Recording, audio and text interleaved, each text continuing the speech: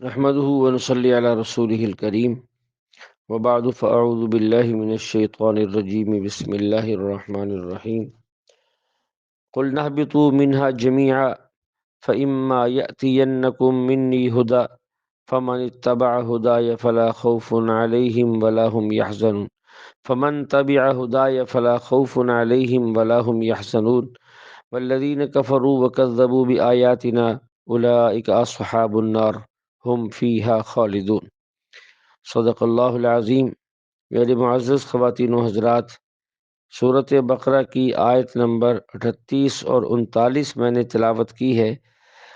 اللہ جل شانہ فرماتے ہیں قل نہبطوا، ہم نے کہا، اہبطوا منہا جمیعا، اترو اس جگہ سے تم سب کے سب، فإما یأتینکم، پھر اگر تمہارے پاس آئے، منی میری طرف سے، ہدن کوئی ہدایت، فمن تبع، پس جس شخص نے میری ہدایت کا اتباع کیا، فلا خوف، نہ تو اس پر کوئی خوف ہوگا، ولا هم یحزنون، اور نہ ہی وہ غمگین اور رنجیدہ ہوگا۔ والذین، اور جن لوگوں نے کفر کیا، وکذبوا بآیاتنا، میری آیتوں کو جھٹلایا، اولئک، یہی لوگ، اصحاب النار، دوزخ والے ہیں، ہم فیہا خالدون، جو اس کے اندر ہمیشہ رہیں گے۔ ان دو آیتوں کے اندر اللہ جل شانہ نے ہدایت قبول کرنے والوں کے لیے انعام اور انکار کرنے والوں کے لیے، کافروں کے لیے دوزخ کا ذکر کیا ہے۔ اس سے پہلے بھی یہ لفظ اہبطوا گزر چکا ہے اور یہاں دوبارہ لایا گیا ہے تاکیداً کہ یہاں سے تو تم جا رہے ہو، اور جا رہے ہو مصیبت کی جگہ پہ، اور تمہاری آپس میں دشمنی بھی ہوں گی، اور وہاں تھوڑی سی مدت رہنا ہے، زیادہ عرصہ نہیں رہنا، وہ ہمیشہ رہنے کی جگہ نہیں ہے۔ اور دوسرا حکم یہ بتانے کے لیے ہے کہ جہاں تم کو بھیجا جا رہا ہے وہ دار التکلیف ہے، وہاں قیام کرنے کے بارے میں یہ بھی ذہن میں رکھو کہ، اور یہیں سے یہ بات سمجھ کے جاؤ کہ رب کی طرف سے، تمہارے خالق اور مالک کی طرف سے تمہارے پاس ہدایت آئے گی، اللہ کے پیغمبر آئیں گے، اس کی کتابیں آئیں گی، ان پیغمبروں اور کتابوں پر ایمان لانا ہوگا، ان کی تعلیمات اور ہدایت کے مطابق زندگی گزارنی ہوگی۔ جو ہدایت کا اتباع کریں گے ان کے لیے یہاں واپس آ کر خیر ہی خیر ہوگی، یعنی جنت کے اندر نہ انہیں کوئی خوف ہوگا، نہ کوئی غم ہوگا، نہ کوئی رنج ہوگا، نہ ہی کوئی پریشانی ہوگی۔ اس کے بارے میں اللہ فرماتے ہیں دوسری جگہ، فمن اتبع ہدای فلا یضل ولا یشقی، جس شخص نے میری ہدایت کا اتباع کیا، نہ وہ گمراہ ہوا اور نہ وہ بدبخت ہوا۔ اور جن لوگوں نے کفر اختیار کیا اور ہماری آیات کو جھٹلایا، ہمارے احکامات کو نہیں مانا، اللہ فرماتے ہیں کہ وہ لوگ دوزخ میں ہوں گے اور ہمیشہ رہیں گے۔ جس طرح اہل ایمان جنت میں ہمیشہ رہیں گے، اسی طرح اہل کفر دوزخ کے اندر ہمیشہ رہیں گے۔ اللہ جل شانہ سے دعا ہے کہ اللہ ہماری جہنم سے حفاظت فرمائے۔ پھر اگلی آیات کے شروع سے پہلے کہ ہم کچھ بنی اسرائیل کے بارے میں بتانا چاہتے ہیں، کیونکہ اس کے بعد مسلسل تقریباً قرآن پاک کے ہر پارہ کے اندر بنی اسرائیل کا ذکر کسی نہ کسی درجہ کے اندر ضرور ہوگا، تاکہ ان کو پھر سمجھنا اس موقع پر آسان ہو۔ تو یہاں پہلی بات یہ ہے کہ آدم علیہ السلام کا جو ہم نے واقعہ اب تک پڑھا ہے، اس سے بہت سی باتیں ہمارے سامنے آ گئی ہیں۔ ایک بات تو یہ کہ اللہ جل شانہ نے انسان کو زمین کے اندر خلیفہ بنانے کے لیے پیدا کیا تھا۔ اب اس پر لازم ہے کہ وہ اپنے خالق مالک کا خلیفہ بن کر رہے، اس کے احکام پر خود بھی عمل کرے، اور اپنی زور اور طاقت سے احکامات الہیہ کو نافذ بھی کرے۔ اس سے یہ بات بالکل واضح ہے، کسی ایسے شخص کو صاحب اقتدار بنانا واجب ہے جو اللہ کے احکامات پر عمل کرا سکتا ہو۔ جو لوگ قرآن کو نہیں مانتے، وہ تو اس واجب پر کیا عمل کریں گے؟ جنہیں قرآن کے ماننے کا دعویٰ ہے، وہ بھی احکامات الہیہ کی نافذ کرنے کے حق میں نہیں ہیں۔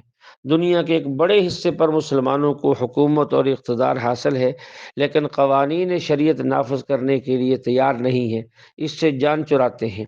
دشمنان اسلام کے ترتیب دیے ہوئے بنائے ہوئے ظالمانہ قوانین کو اپنی عدالتوں میں، کچہریوں میں، کورٹ کے اندر استعمال کرتے ہیں، کیونکہ شرعی قوانین سے بہت سے دنیاوی منافع اور نفس کی لذتوں پر زد پڑتی ہے، اس لیے اللہ کی خلافت سے یہ لوگ منہ موڑے ہوئے ہیں، اور خلیفۃ اللہ نہ ہونے کی وجہ سے ساری دنیا فتنہ و فساد کی جگہ بنی ہوئی ہے۔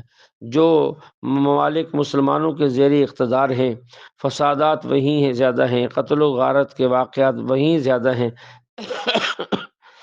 مسلمان ہی مسلمان کو قتل کر رہا ہے، تو ایسے وقت میں مسلمانوں پر لازم ہے کہ ایسا خلیفہ بنائیں جو احکامات الہیہ کو نافذ کر سکتا ہو، اور اس بارے میں اس کی مدد کی جائے اور خلافت کے کام کو انجام دیا جائے، تاکہ اور فاسق بن کر جو حکم پیچھے گزرا ہے یقطعون ما امر اللہ بہ ان یوصل کا مصداق نہ بنے۔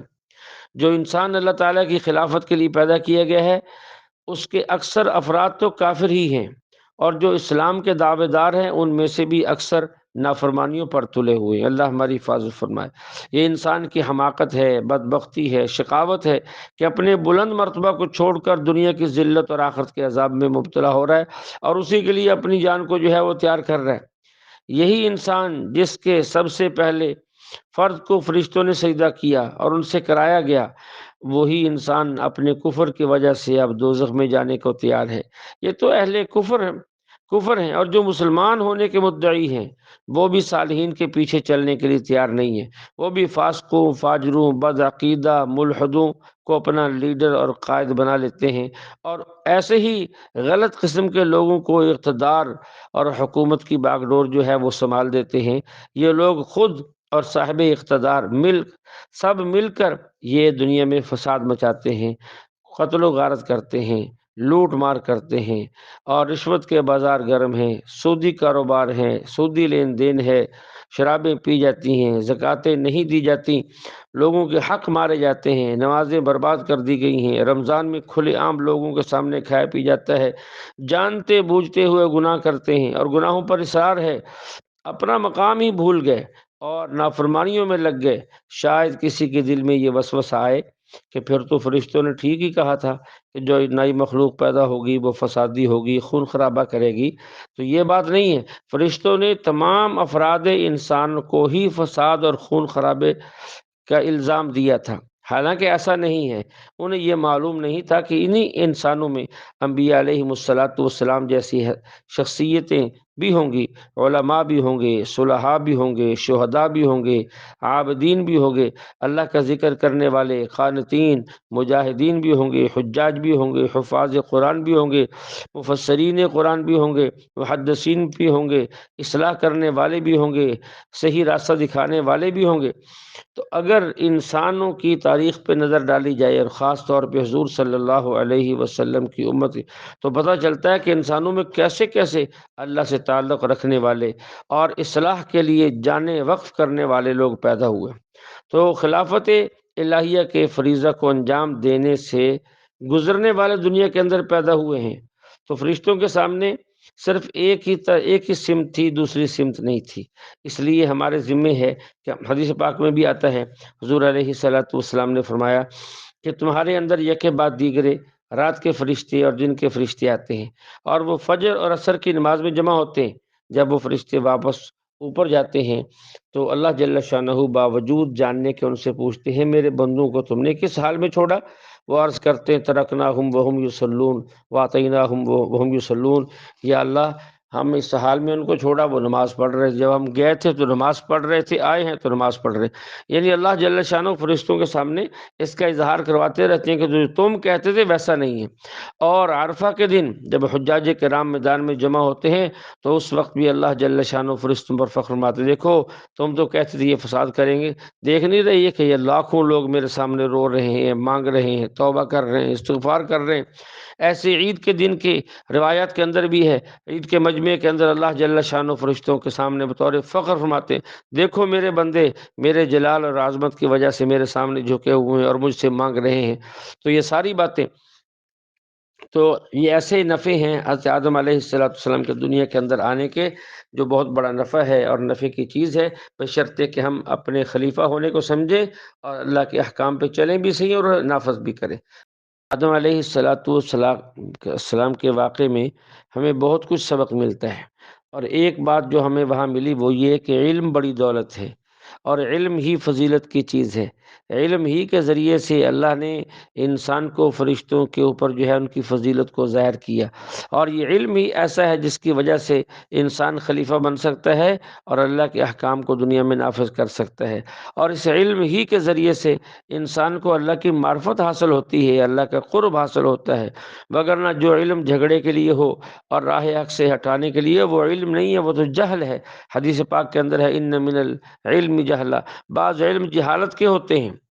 تو قرآن ہے، سنت ہے، آپ علیہ الصلاۃ والسلام کے فرامین ہیں، یہ سارے علوم وہ ہیں جن سے اللہ کی معرفت حاصل ہوتی ہے۔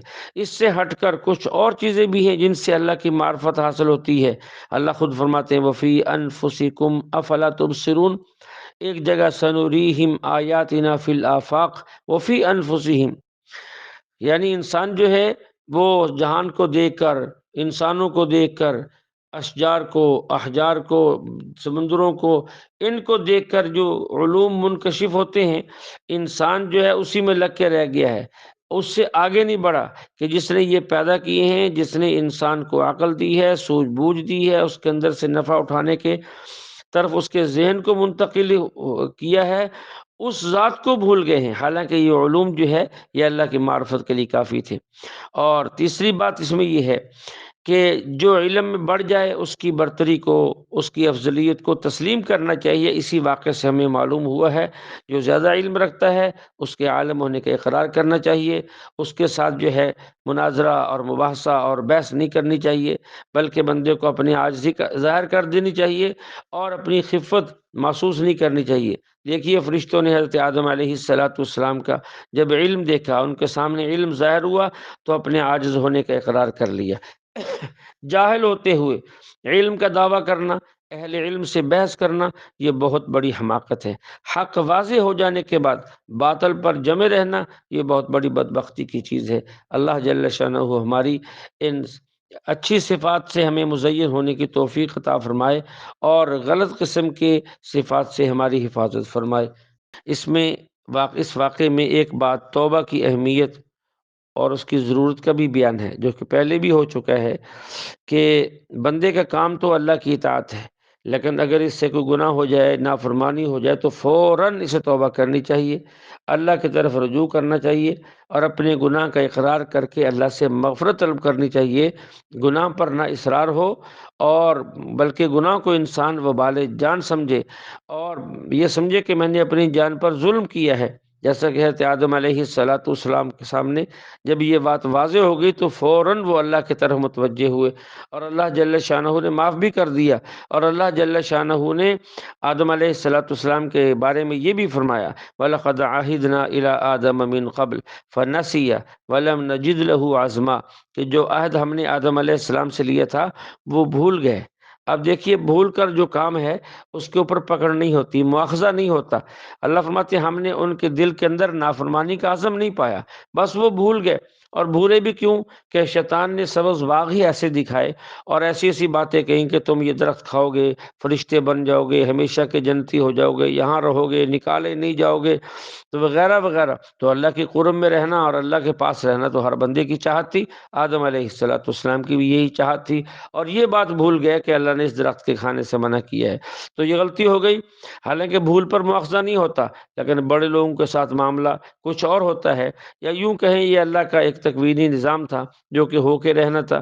بہرحال خلاصہ یہ ہے آدم علیہ السلام عاجز ہو گئے، اقرار کر لیا، توبہ کر لی۔ اس کے مد مقابل ابلیس اور شیطان نے جان بوجھ کر گناہ کیا، جان بوجھ پر اللہ کے حکم کی نافرمانی کی، اور بلکہ اللہ کے حکم کو غلط بتایا، اللہ کی ذات پر اعتراض کیا، پھر اپنی غلطی کو تسلیم نہیں کیا۔ تو دونوں کے اندر زمین و آسمان کا فرق ہے۔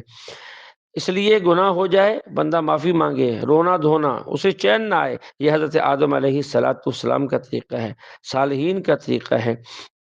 اور گناہ کر کے گناہ پر جم جانا، اڑ جانا، ضد کر جانا، اقرار ہی نہ کرنا، توبہ ہی نہ کرنا، یہ طریقہ جو ہے یہ ابلیس کا ہے جو تمام شیطانوں کا سردار ہے۔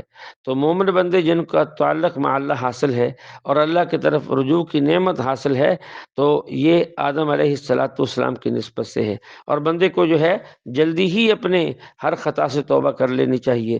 حدیث پاک کے اندر ہے کل بنی آدم خطا وخیر الخطائین التوابون، ہر انسان خطا کار ہے، لیکن خطا بہترین خطا کرنے والا یعنی خطا کرنے والوں میں سے جو بہتر شخص ہے وہ ہے جو توبہ کر لے۔ ایک حدیث میں تو یہاں تک آ گیا تائب من الذنب کمن لا ذنب لہ، کہ جس سے جرم ہو جائے اور وہ توبہ کر لے صدق دل سے، وہ ایسا ہی ہے گویا اس نے جرم کیا ہی نہیں۔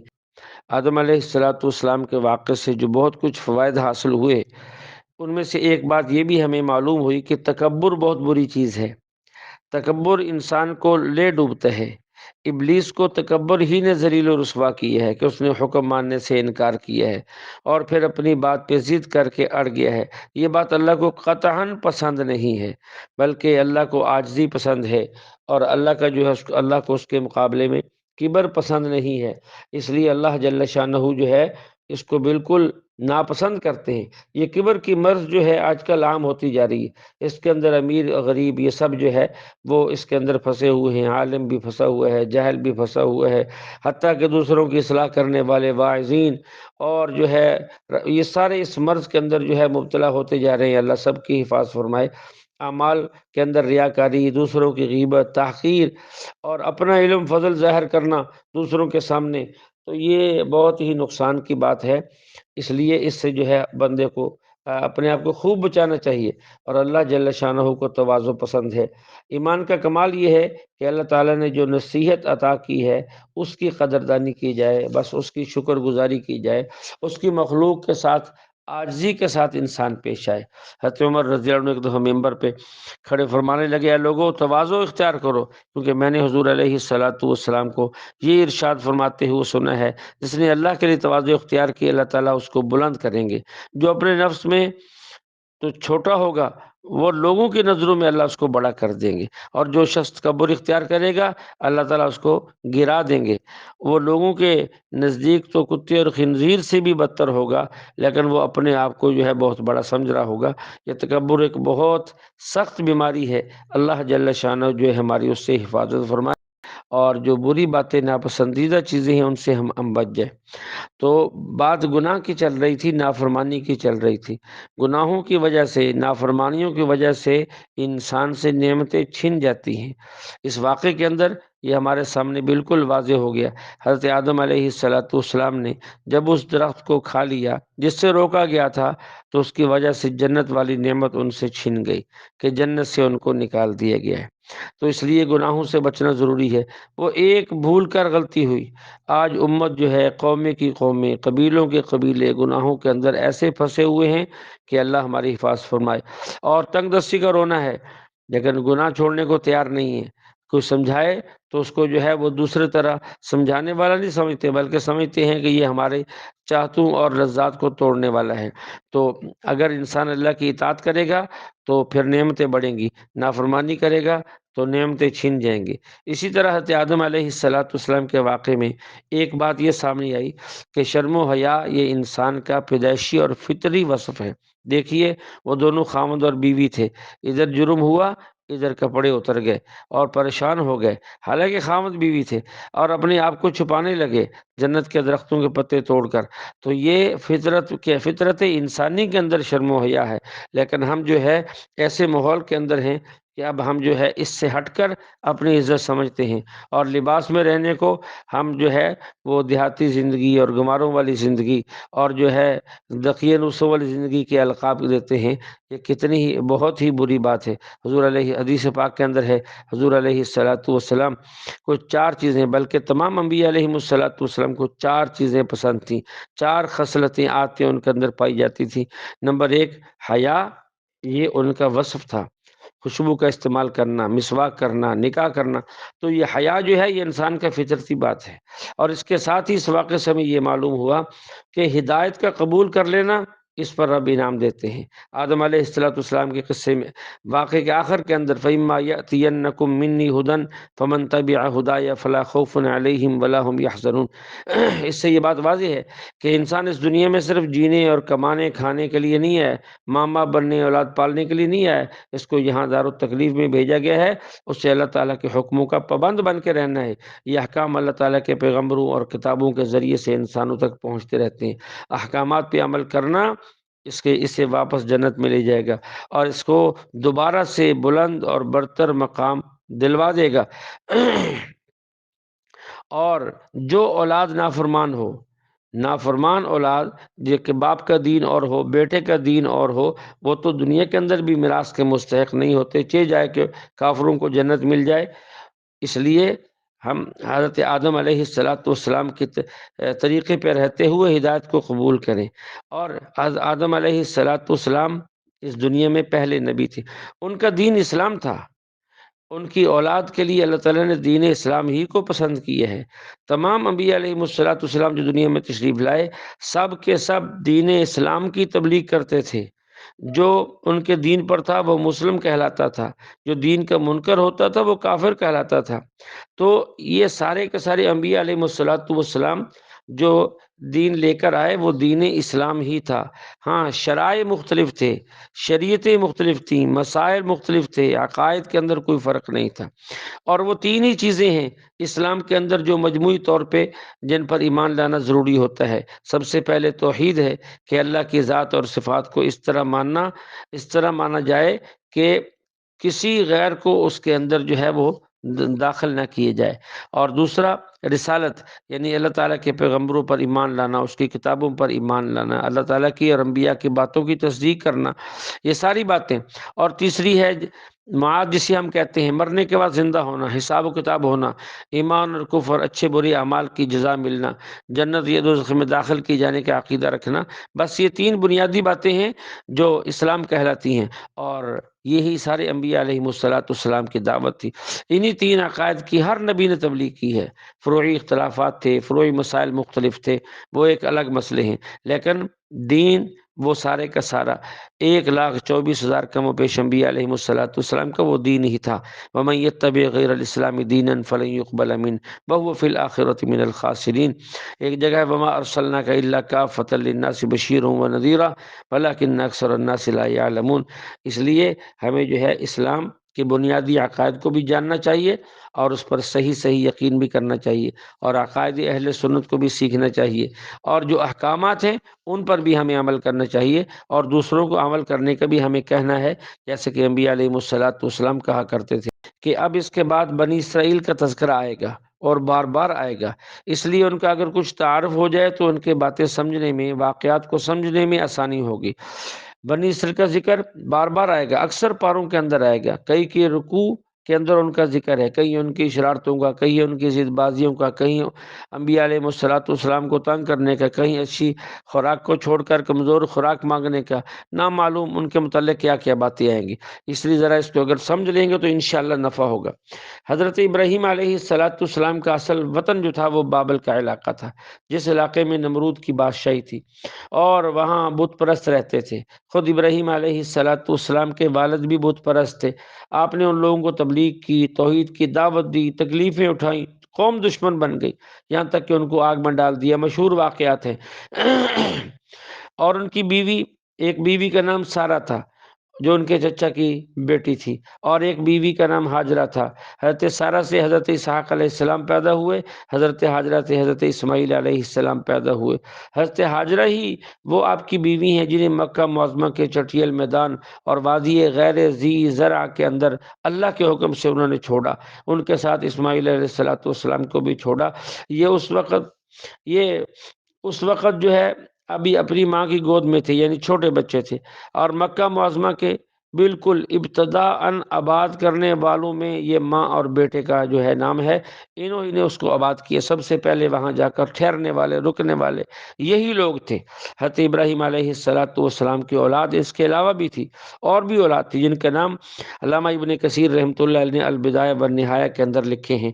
حضرت اسحاق علیہ السلام کے بیٹے یعقوب علیہ السلام تھے جن کا لقب اسرائیل تھا۔ اس لیے قرآن پاک میں یا بنی اسرائیل بار بار آئے گا۔ ان کا لقب اسرائیل تھا، ان کی اولاد کو اسی لیے بنی اسرائیل کہا جاتا ہے۔ اور پھر ان کے بیٹے آگے حضرت یوسف علیہ السلام ہیں، جن کو بھائیوں نے کنویں میں ڈال دیا۔ وہ لمبا قصہ صورت یوسف کے اندر انشاءاللہ آئے گا۔ اب یہ ہے کہ یہ لوگ تو رہنے والے تھے اس علاقے میں، یہ مصر میں کیسے چلے گئے؟ تو وہ اسی طرح چلے گئے۔ حضرت یعقوب علیہ السلام کے 12 بیٹے تھے۔ حضرت یوسف علیہ السلام کا زمانہ اقتدار جب مصر میں تھا تو یہ وہاں جا کر رہنے لگے اور وہیں مقیم ہو گئے۔ حضرت یوسف علیہ السلام کی جب وفات ہو گئی تب بھی یہ لوگ مصر ہی میں رہتے تھے، لیکن ہوا یہ کہ وہاں ان کے بڑھتے بڑھتے قبیلے بنتے بنتے 12 بیٹوں کے 12 قبیلے، اور ان کی تعداد جو ہے مجموعی طور پر مردوں، عورتوں اور بچوں کے علاوہ 6 لاکھ تک پہنچ گئی۔ ان کا اصل وطن تو کنعان تھا جو فلسطین کا علاقہ تھا۔ ابراہیم علیہ السلام چونکہ اپنا وطن چھوڑ کر، بابل کو چھوڑ کر ہجرت کر کے چلے گئے تھے، اور اسماعیل علیہ السلام کی اولاد مکہ معظمہ میں آباد ہو گئی، وہیں بڑھتی رہی۔ اور اسحاق علیہ السلام کی جو نسل تھی وہ پہلے کنعان میں تھی، پھر مصر میں آباد ہو گئی۔ حضرت یعقوب علیہ السلام کی اولاد بھی یہ ساری کے ساری، لیکن یہ مصر کے چونکہ اصل باشندے نہیں تھے۔ حضرت یوسف علیہ السلام کی وفات کے بعد ان لوگوں نے ان کو اپنا غلام بنا لیا، اپنا ملازم بنا لیا، ان سے بڑے کام لیتے، بری طرح سے ان کو غلامی میں رکھا، حتیٰ کہ یہاں تک بھی ہوا کہ ان کے لڑکوں کو ذبح کرنے لگے، لڑکیوں کو زندہ رکھنے لگے۔ یہ لوگ عاجز محض بن گئے تھے۔ غلامی کی ایسی بدترین مثال جو ہے وہ کہیں نہیں ملتی تاریخ کے اندر جو ان کے ساتھ کیا گیا ہے۔ اللہ جل شانہ ہر زمانے کے اندر انسانوں کی ایسی غلامی سے حفاظت فرمائے۔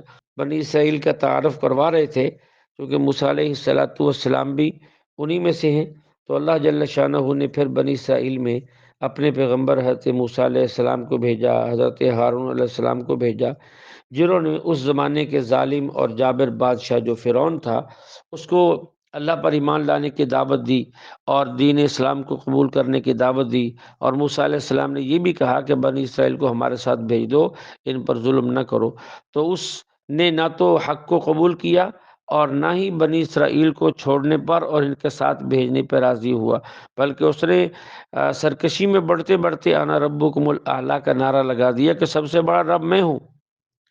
تو بنی اسرائیل پھر مصر سے کیسے نکلے؟ وہ معروف واقعہ ہے کہ حضرت موسیٰ علیہ السلام جو ہے راتوں رات ان کو لے کے نکلے، سمندر تک پہنچ گئے، اور صبح فرعون کا لشکر بھی وہاں پہنچ گیا تو موسیٰ علیہ السلام نے اپنے عصا سمندر پہ مارا، سمندر پھٹ گیا، راستے بن گئے، بنی اسرائیل کے سارے قبیلے ان راستوں سے پار ہو گئے۔ جب فرعون نے دیکھا کہ راستے موجود ہیں، اس نے بھی اپنا لاہو لشکر جو ہے سمندر کے اندر ڈال دیا۔ جب وہ سمندر کے وسط میں آئے، اللہ نے سمندر کو ملا دیا اور چلا دیا، فرعون کا لشکر بھی ڈوب گیا اور خود فرعون بھی ڈوب گیا، اور اللہ تعالیٰ نے فرعون کی لاش کو محفوظ رکھا، جو اب بھی مصر کے عجائب گھر میں محفوظ بتائی جاتی ہے اور عبرت کے لیے اس کو رکھا ہوا ہے۔ خود اللہ تعالیٰ نے فرمایا فَالْيَوْمَ نُنَجِّيكَ بِبَدَنِكَ لِتَكُونَ لِمَنْ خَلْفَكَ آیَةً، ہم اس کو باقی رکھیں گے تاکہ بعد کے لوگ جو ہے وہ عبرت حاصل کریں۔ تو یوں یہ لوگ جو ہے پھر مصر سے نکلے، لیکن سمندر پار ہونے کے بعد اب یہ کہاں جا کر بسیں، کہاں رہیں، کس علاقے میں رہیں؟ تو اپنا علاقے میں اگر جانا چاہتے تو کوئی زیادہ دور نہیں تھا، جا سکتے تھے، لیکن ان کی کچھ نافرمانی ایسی تھی اور موسیٰ علیہ السلام کو استانے لگے اور مختلف قسم کی سرکشیاں کرنے لگے۔ موسیٰ علیہ السلام تورات لینے کے لیے طور پر گئے، انہوں نے پیچھے سے بچڑا بنا کر اس کی پرستش شروع کر دی، اور جو ہے اللہ کی طرف سے من و سلوہ آتا تھا، انہوں نے اس کو منہ پھیر کر اللہ سے سبزی پیاز اور کھیرے مانگنے شروع کر دیے۔ اس قسم کی ان کی حرکتیں، حتیٰ کہ انہوں نے یہ کہہ دیا کہ ہم اس وقت تک ایمان نہیں لیں گے جب تک ہم اللہ کو اپنی آنکھوں سے نہ دیکھ لیں۔ تو اس موقع پر اللہ نے پھر پورا کوہ طور اٹھا کر ان کے سروں کے اوپر لا دیا کہ مانتے ہو یا تمہارے اوپر یہ گرا دوں۔ تو ان کی ایسی حرکتوں سے یہ اس وادی تی کے اندر جو ہے گھومتے رہے، صبح چلتے تھے، شام ہو جاتی تھی، صبح اٹھتے تھے، پھر وہیں ہوتے، 40 سال تک وہیں گھومتے رہے، 40 سال تک یہ ادھر ہی گھومتے رہے، اور اس کے بعد جا کر کہیں جب بیت المقدس کو کیا کہتے ہیں یوشع بن نون علیہ السلام نے فتح کیا، تو اب ان سے کہا کہ اب تم داخل تو ہو جاؤ، فتح تو ہم نے کر لیا ہے، لیکن داخل ہوتے ہوئے عاجزی دکھاؤ، اللہ سے اپنی غلطیوں کی معافی مانگو، اس انداز سے داخل ہو جاؤ۔ لیکن انہوں نے اس موقع پر بھی خلاف ورزی کی، جو کہا گیا تو اس کے خلاف کہا۔ تو یہ ان کا مصر سے نکلنے کا واقعہ ہوا اور وطن لوٹنے کا واقعہ ہوا۔ تو یہ بنی اسرائیل جو ہے، بنی اسرائیل ہی کو یہودی بھی کہا جاتا ہے، لفظ یہودی بھی یہ وہی ہیں۔ لیکن یہ مدینہ میں کب آ کر آباد ہوئے ہیں، اس کو بھی ذرا سمجھنا ہوگا۔